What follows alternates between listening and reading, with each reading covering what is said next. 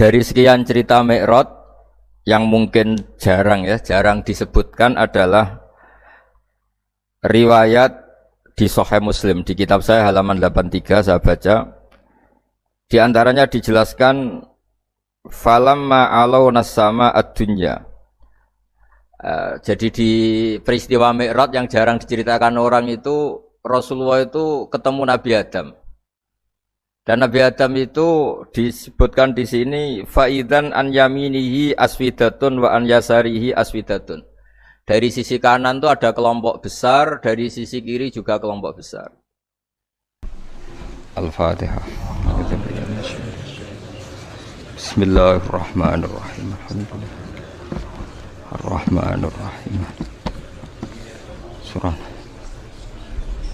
Khairil Muhdim alaihim waladhdallin. Terus niki napa niati nggih dawuhe Mu'ad bin Jabal niku ta'alu bina nu'min sa'atan. Terus Mu'ad bin Jabal teng riwayat Bukhari sering dawuh, ayo rene moro aku, ayo do iman bareng-bareng. Dados ngaji kados ngeten niki termasuk nambahi napa iman. Assalamualaikum warahmatullahi wabarakatuh. Rahmatuka ya ghafuru ya syakuru. Mashalli wa sallim barik ala sayyidina maulana Muhammadin wa ala alihi wa sahbihi asmin nama ba'du. Yang sangat saya hormati putra guru kami Gus Yasin, juga yang sangat saya hormati Kiai Haji Lukman Hakim Saifuddin, juga Neng Alisa, Kiai Syafiq, dan dari pihak Sukun Bapak Haji Hilmi, juga Direktur Teluk Lamong Bapak Haji Faruk Hidayat, juga teman-teman Muhibbin Santri Gayang yang saya hormati. Tadi saya jam 9 pagi tadi ngaji Khataman Bukhari bersama para habaib di Kudus. Alhamdulillah selesai duhur kemudian bisa pulang dan ikut hormat ngaji Santri Gayang. Ada dua kitab besar yang jadi pegangan fi ilmil hadis di hadis, yaitu Bukhari Muslim. Saya alhamdulillah tadi pagi ngaji Bukhari, sekarang saya mau ngaji Sahih Muslim tentang Mi'raj. Dari sekian cerita Mi'raj yang mungkin jarang disebutkan adalah riwayat di Sahih Muslim. Di kitab saya halaman 83 saya baca, di antaranya dijelaskan falamma alauna sama ad-dunya.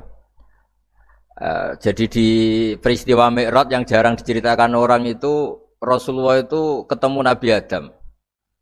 Dan Nabi Adam itu disebutkan di sini faidan an yaminihi aswidatun wa an yasarihi aswidatun. Dari sisi kanan itu ada kelompok besar, dari sisi kiri juga kelompok besar. Saya baca teks aslinya ya, tabarruk ya, supaya dapat berkah dari bahasa Rasulullah SAW. Ini cerita Nabi ketika ketemu Nabi Adam. Fa idza nazara qibala yaminih dhakhika wa idza nazara qibala shimalih baka. Nabi Adam ketika melihat ke kanan itu senyum-senyum, senang sekali. Tapi kalau melihat ke kiri itu nangis. Lalu Rasulullah SAW tanya ke malaikat Jibril, itu siapa? Itu Adam. Dan yang kelompok di kanan itu ahli surga. Maka beliau kalau melihat senang sekali, dan kalau yang di kiri itu ahli neraka, kalau beliau melihat itu susah sekali. Artinya apa? Betapa susahnya jadi Nabi Adam itu. Jadi kalau misalnya ada koruptor ketangkep gitu ya, yang nangkep ya cucunya, yang ditangkep juga cucunya. Kalau kita punya anak 10 itu, terus yang satu misalnya nyuri milik temannya, milik saudaranya itu, sing naboi ya anaknya, yang ditabui juga anaknya. Kayak apa tersiksanya seorang Nabi Adam? Karena nggak punya pilihan, pasti dari sekian kasus dolim dan mazlum, yang mendolimi maupun yang didolimi itu pasti anak cucunya. Jadi betapa susahnya seorang Nabi Adam. Jadi termasuk kearifan kita sebagai manusia itu belajar dari takdir yang kita hadapi, yaitu keterbatasan kita sebagai manusia. Kita harus bisa ngelola kegagalan, terima qadha qadar. Makanya kata Mbah Mun, abahnya Gus Yasin itu sering cerita ke saya, iman itu paling dhuwur itu iman qadha qadar khairihi wa syarrihi minallah. Kita harus punya kesiapan iman khairihi wa syarrihi minallah. bahwa segala kebaikan, segala syar itu sudah digariskan oleh Allah Ta'ala. Kita bisa apa sebagai manusia? Jadi pertama Nabi Muhammad ketemu di as-sama idunya, langit paling dekat, itu ketemu Nabi Adam dengan kondisi seperti tadi. Kalau melihat ke kanan itu senyum, karena itu anak-anak beliau, turunan beliau yang ahli surga. Kalau melihat ke kiri itu nangis, karena itu cucu beliau yang ditakdir tidak jadi orang baik. Artinya kalau ada peristiwa sosial apa saja, yang satu zalim, yang satu mazlum, atau yang satu benar, yang satu salah, atau sama-sama benar tapi salah faham, itu semua adalah cucu Nabi Adam alaihi salam, dan itu membuat beliau kadang-kadang dohika, kadang-kadang senyum, kadang-kadang baka, kadang-kadang nangis. Jadi itu yang menjadikan tambahnya arifnya Rasulullah SAW. Saya teruskan. Qultu ya Jibril man hadza qala hadza Adam wa hadhil aswida an yamini wa an shimali nasamu bani fa ahlul yamin ahlul jannah wal aswida allati an shimali ahlun nar fa idza nazara qibala yamini dhahika wa idza nazara qibala shimalihi baka. Itu seperti misalnya kita punya anak 5, yang satu sukses jadi profesor doktor atau jadi orang alim, yang satu sekolah aja gak naik, misalnya sudah gak naik, entekno dunya itu nghabiskan harta itu kan. Tapi barokahnya itu mungkin kita mau jadi sombong tidak jadi gitu, karena punya anak yang nggak sukses. Mungkin barokahnya punya anak nggak sukses itu meredam keangkuhan kita, terus kita menjadi orang yang sopan dengan tetangga, dengan orang lain karena dipaksa punya hal-hal yang seperti itu. Jadi semua yang ditakdir Allah kalau kita ridho itu pasti baik. Karena ya kata yang ngarang kitab hikam itu, orang tawadhu itu kalau dinasihati pakai teks saja tidak cukup. Kalau punya utang tuh tawaduk sendiri gitu. Guyonannya orang-orang kiai gitu. Ada orang sombong, supaya ada sombong kalau dia ketemu orang yang ngutangin tuh pasti sopan sendiri. Jadi kalau dinasehati suruh sopan susah, tapi kalau ketemu orang yang ngutangin atau ketemu orang yang dia butuh pasti dengan sendirinya sopan sendiri. Atau ketemu orang yang menjadikan anaknya dapat pekerjaan, menjadikan keluarganya dapat job pekerjaan, pasti dia sopan sendiri karena utang jasa. Nah kalau kita pasti sopan sama orang yang ngutangi kita, yang menolong kita, apalagi dengan Allah Ta'ala yang semua yang kita pakai pasti dari Allah Ta'ala. Dengan demikian sudah keharusan kita sangat-sangat sopan pada Allah Ta'ala.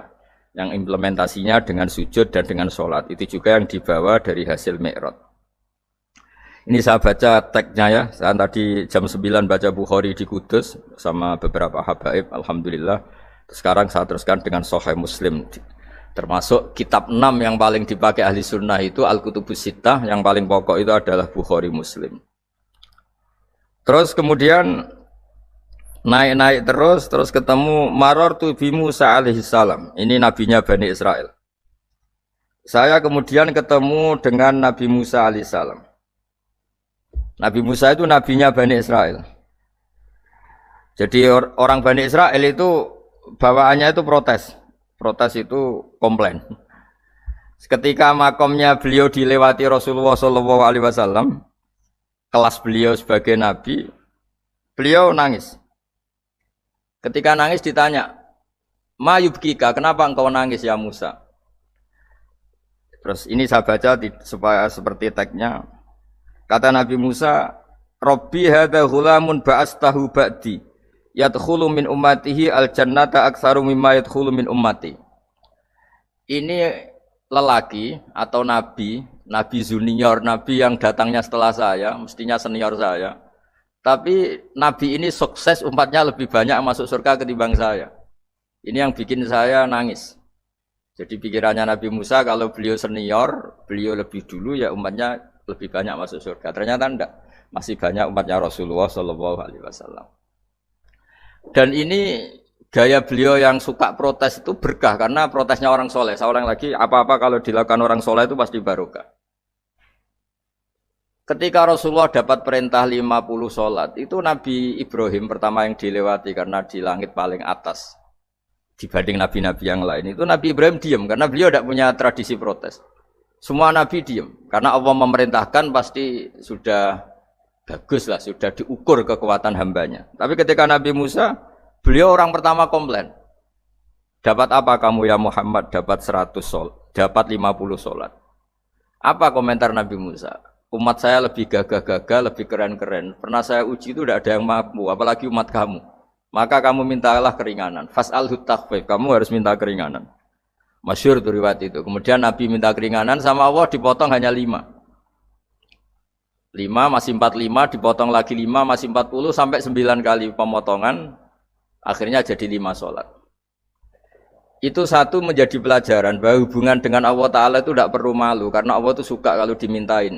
Mestinya kan dipotong 5, minta lagi sungkan. Dipotong lagi 5, minta lagi sungkan. Tapi ternyata berkali-kali. Bahkan ketika sudah 5 itu Nabi Musa masih bilang, ya Muhammad minta lagi keringanan. Jadi kalau itu dikabulkan itu jadi tidak ada sholat itu. Kalau 5 masih minta. Nah, sampai Rasulullah itu tanya ke Jibril. Ya Jibril, bagaimana dengan gaya komplainnya Nabi Musa? Hiddah itu sering komplain. Jawabnya malaikat Jibril, ya roh hiddah. Allah tahu betul tentang komplainnya Musa dan Allah senang. Ya karena bawaan beliau begitu. Ini penting saya utarakan bahwa dalam Islam itu orang yang lemah lembut, yang samahah, Allahun halim kayak Nabi Ibrahim itu juga Allah suka. Yang suka komplain tapi demi hak, bukan demi konflik. Saya ulang lagi, demi hak, bukan demi konflik. Juga Allah suka. Itu kita menjadi dapat sholat yang hanya 5. Itu barokahnya komplainnya Nabi Musa. Karena kita yang lemah ini diukur dengan umat beliau yang kuat. Ternyata umat beliau tidak kuat. Barokahnya tidak kuat itu dipakai tolak ukur. Apalagi umatmu ya Muhammad. Kemudian itu yang menjadikan Nabi sebagai orang yang sangat tawaduk. Karena yang merintahkan itu senior. Meskipun kita tahu Nabi Muhammad itu Sayyidul Awwalin wal Akhirin, tapi secara lahir, secara jusmani beliau lahir paling belakang, dan secara lahir juga beliau Nabi paling terakhir. Jadi secara hukum adab beliau harus sopan. Tentu sopan itu jadi panutan kita. Meskipun kita tahu hakikat beliau adalah Sayyidul Awwalin wal Akhirin. Secara hakikat. Nanti kita bicara lebih jauh tentang jusmani dan ruhani. Nah akhirnya keturutan sampai 5 sholat yang kita lakukan sekarang itu barokahnya komplainnya Nabi Musa. Banyak di cerita-cerita kitab hadis. Ketika Nabi Musa ngaji sama Nabi Khidir, itu komplainnya Nabi Musa menjadi fikih yang luar biasa, kata kitab Ibnu Hajar al-Asqalani, Fathul Bari. Ketika beliau ngaji sama Nabi Khidir, kemudian Nabi Khidir itu dipinjemin perahu sama masyarakat. Sudah dipinjemin karena beliau majanan ya, dikasih gratis. Tapi di tengah-tengah perjalanan perahunya itu dilubangi. Nabi Musa komplain, akhirat tahali tukhriqu ahla, masa kamu lubangin padahal kamu naik, nanti gimana, kamu sudah pinjem, nggak bayar, masih ngerusak lagi, itu apa-apaan. Nabi Khidir ya rileks saja, ilmu kamu belum cukup untuk menganalisis ini. Begitu juga ada 3 peristiwa yang Nabi Musa itu selalu komplain. Apa yang dikatakan Ibnu Hajar al-Asqalani itu kitab yang sangat bagus sekali. Justru dengan protes itu Nabi Musa punya kelas di atas Nabi Khidir. Karena orang nggak boleh sukut alal mungkar. Karena secara fikih orang itu tidak boleh mendiamkan sesuatu yang buruk. Kita tahu dalam aturan fikih, di antara kewajiban kita adalah ingkarul mungkar. Mengingkari sesuatu yang memang harus diingkari. Ya meskipun tentu tidak dengan sikap destruktif yang merusak dan apa. Tapi yang nggak baik tentu kita ingkari. Perilaku Nabi Khidir yang melubangi perahu yang tidak miliknya, padahal yang punya perahu sudah menonton, itu perilaku yang enggak baik. Sehingga Nabi Musa protes. Justru protesnya Nabi Musa ini menjadikan beliau selalu di kelas fikih terbaik, yaitu ingkarul mungkar, mengingkari barang yang harus diingkari. Tapi tentu Nabi Khidir juga enggak salah, karena beliau punya perhitungan, di depan nanti itu ada begal-begal, ada kekuatan yang enggak baik, yang selalu akan membegal perahu-perahu yang kondisinya sempurna. Nabi Khidir punya perhitungan, kalau ibarat mobil ini spionnya kok enggak dipecah, enggak diambil, itu termasuk mobil bagus, pasti digarong. Tapi gara-gara spionnya dipecah dulu sama Nabi Khidir, terus depannya dilumuri apa supaya enggak menarik, ini selamat. Jadi perhitungannya Nabi Khidir, wa kana wara'uhum maliku ya'khudhu kulla safinatin ghusba. Di beberapa tafsir diartikan safinah solihah, karena di depannya nanti akan ketemu orang-orang yang dolim yang selalu ngambil perahu-perahu yang bagus. Caranya gimana supaya perahu itu gak diambil? Ya karena mereka hanya ngambil yang bagus, ya dirusak dulu supaya gak bagus. Kalau ya gak bagus nanti lolos dari garong tadi, dari pengambilan secara dolim tadi. Jadi Nabi Khidir gak salah karena ada visi seperti itu. Nabi Musa protes juga agak salah karena memang tugasnya fikih itu ingkarul mungkar, mengingkari barang yang memang nggak benar. Nah, di sini seperti yang dikatakan Gus Yassin, kita harus bisa ngelola perbedaan, ngelola beda sudut pandang dan sebagainya. Sehingga kita selalu dapat nikmat Allah Ta'ala wa allafa baina qulubihim, nikmat yang kita asik, kita hidup asik, nyaman. Doa-doa bapak-bapak saya, guru-guru kita sering ijazahi setiap ketemu teman atau keluarga disuruh berdoa, Allahumma alif baina qulubina wa aslih dzata bainina. Semoga hubungan kita dengan orang lain itu baik-baik saja dan semua konflik kita dibenahi oleh Allah Subhanahu wa taala. Karena kita tidak pernah tahu ya. Kita miskin kadang dianggap problem karena takut membebani tetangga. Tapi kita kaya juga kadang dianggap problem karena orang lain takut kalah dengan kita. Kita tidak pernah tahu cara pandang orang lain. Jadi kadang-kadang kita menang gitu, sama yang senang dikira kita pemikir serius gitu. Tapi sama yang nggak senang dikira kita merengut. Kita guyon, kata yang senang itu luar biasa. Kita dianggap orang yang ceria. Bagi yang nggak senang dianggap arogan. Jadi kita tidak pernah bisa ngelola pikiran orang lain. Nah, barokahnya rahmat Allah yang tidak terbatas kita seperti ini. Dan itu digambarkan oleh Allah Ta'ala ketika ketemu antar Nabi itu. Cara pandang ya beda-beda. Nabi Ibrahim itu kalau melihat orang yang nggak benar, itu ya ngendikannya faman tabi'ani fa innahu minni wa man asani fa innaka ghafurur rahim. Ya Allah, yang ikut saya ya karuan kelompok saya, yang tidak ikut saya semoga engkau banyak mengampuni mereka. Nabi Nuh beda sekali cara pandang. Nabi Isa ubudiyah murni. Ketika melihat orang yang enggak benar, beliau tidak ngambil sikap. Beliau ngendikan intu adzibhum fa innahum ibadu. Kalau engkau siksa nggih monggo Gusti, wong itu hamba-hamba jenengan, itu terserah jenengan. Wa in taghfir lahum, kalau engkau ampuni nggih monggo, jenengan yang punya pertimbangan lebih bijak. Dan itu yang dalam banyak hadis ketika Rasulullah SAW melihat umatnya di akhir zaman yang macam-macam, Nabi ngambil sikap kayak sikapnya Nabi Isa. Sebagian riwayat Nabi mengatakan fa'aqulu kama qalal abdus soleh. Saya akan ngambil sikap kayak sikapnya al abdus soleh. Di hadis itu diredaksikan yaitu dengan redaksi intu adzibhum fa innahum ibaduk wa in taghfir lahum fa innaka antal azizul hakim. Ya, saya teruskan. Kemudian akhirnya Rasulullah SAW sampai ke Sidratil Muntaha. Wa ra'aitu Ibrahim alaihi salam wa ana asbahu waladih bih. Ketika ketemu Nabi Ibrahim, hubungan Rasulullah itu sangat emosional. Beliau yang pertama diceritakan, saya ketika ketemu Nabi Ibrahim itu senang sekali karena ternyata saya ini cucu beliau, turunan beliau yang paling mirip beliau. Jadi ini unik, dari sekian peristiwa besar, peristiwa langit, kemudian Nabi ada hubungan emosional yang luar biasa ketika ketemu Nabi Ibrahim. Pertama yang dikatakan Nabi, wa ana asbahu waladihi, saya adalah cucu yang paling mirip beliau. Dan ini kita tahu akhirnya di semua syariat kita istilah resminya itu anit tabi millata Ibrahim hanifah. Di istilah resmi agama kita millata abikum Ibrahim, agama leluhur kamu Ibrahim. Kita ketika baca sholawat Allahumma sholli ala sayyidina Muhammad, terusannya juga kama shollaita ala sayyidina Ibrahim wa ala ali Ibrahim. Dan seterusnya dan seterusnya. Kemudian yang terakhir saya cerita secara akidah Ahlussunnah wal Jamaah yang dianut oleh Imam Asy'ari dan Maturidi. Meskipun secara lahir itu Nabi mengalami pertemuan dengan Allah di Sidratil Muntaha, tapi tetap saja kita cara pandang bahwa Allah Ta'ala itu mukhalafatul hawadis. Allah tidak bisa kamu andekan di satu tempat terus mengalami hal-hal yang kita alami sebagai makhluk. Sebab itu sirinya kenapa di surat Isra dimulai dari subhanalladzi. Allah tetap maha suci. Maha suci itu artinya terbebas dari yang kita alami. Allah selalu mukhalafatul hawadis. Allah la yahtaju ila makarin. Allah tidak butuh tempat. Allah tidak butuh waktu. Allah tidak butuh semua. Karena Allah itu qayyum. Allah itu qiyamuhu bi nafsihi, berdiri sendiri. Allah tidak butuh aras. Allah tidak butuh kursi. Tapi eksistensi kursi yang butuh Allah.